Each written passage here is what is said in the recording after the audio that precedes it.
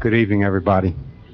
My name is Richard Fletcher. I'm a carpenter for Local 253. I live in Chester, in Morris County, and I'd just like to say something maybe a little more personal. I'm a fourth-generation carpenter, and my son Rick is a fifth-generation carpenter. By being a union carpenter, it has allowed me to provide for my family a good wage, health insurance, and a pension when I retire.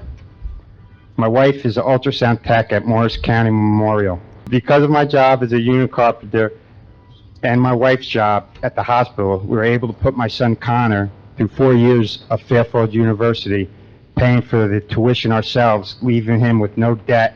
Now we are working on his master's.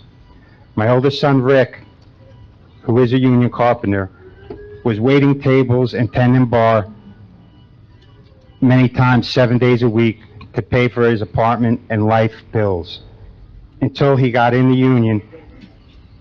Through his apprenticeship and now as a journeyman, he can now pay all his bills, choosing to work weekends when he wants. So now he can work or not work weekends. In closing, I'd like to say that none of this would be possible without the opportunity that the trade unions provide with fair wages for all members, men and women. Thank you.